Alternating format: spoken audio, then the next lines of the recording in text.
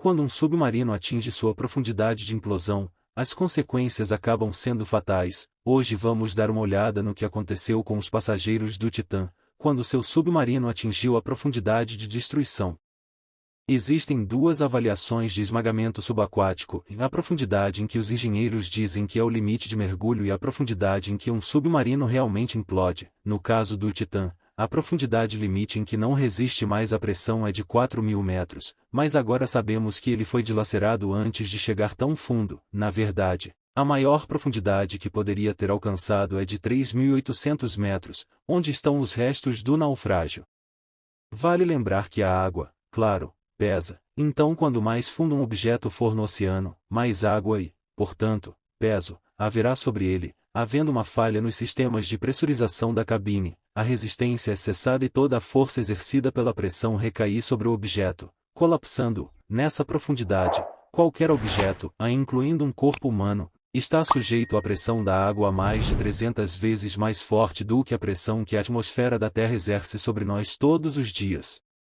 O Titã foi projetado para sobreviver a esse nível de pressão, com duas fortes cúpulas de titânio em cada extremidade do casco ligadas por um cilindro de fibra de carbono de 5 polegadas de espessura. A fibra de carbono é um material incomum para um submersível de águas profundas porque é mais fraco do que o aço sólido ou o titânio de que tais embarcações geralmente são feitas. Embora amplamente utilizado em aeronaves, não foi testado em mergulho em alto mar.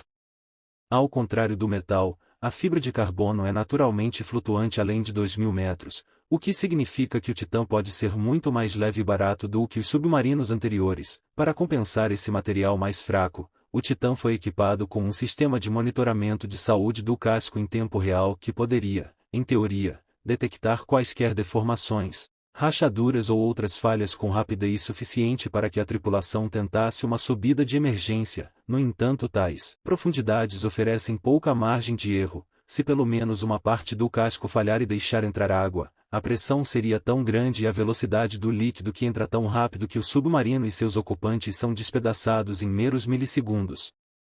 Infelizmente, o submarino Titã se desintegra em uma fração de milissegundos, transformando-se em sucata assim que o sinal é perdido com o ponto de verificação e a comunicação com o Horizon Arctic é interrompida. Os acessórios para tubos de superfície começam a falhar, como a capa de fibra de carbono e as peças de titânio, dando sinais de falha na estrutura. Enquanto o submarino chocalha e rende, o teto implode e tudo a bordo se desintegra em uma implosão.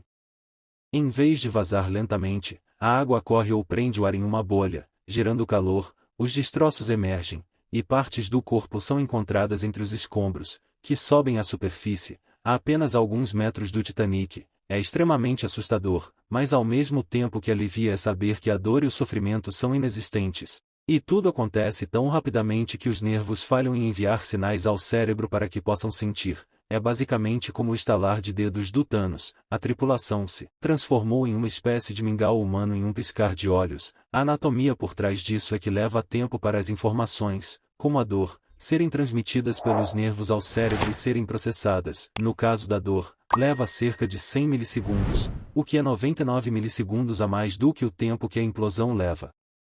É incrível que leve apenas 13 milissegundos para processar imagens visuais, o que significa que eles desapareceram antes mesmo de perceberem.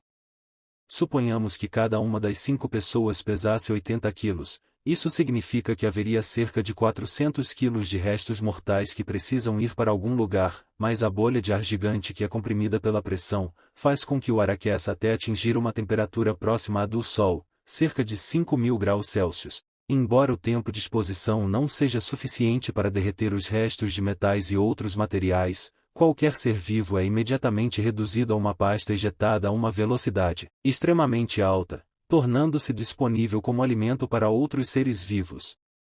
Foram filmadas imagens que mostram algo assustador no Titanic, e para descobrir o que é, assista ao vídeo na tela e até lá.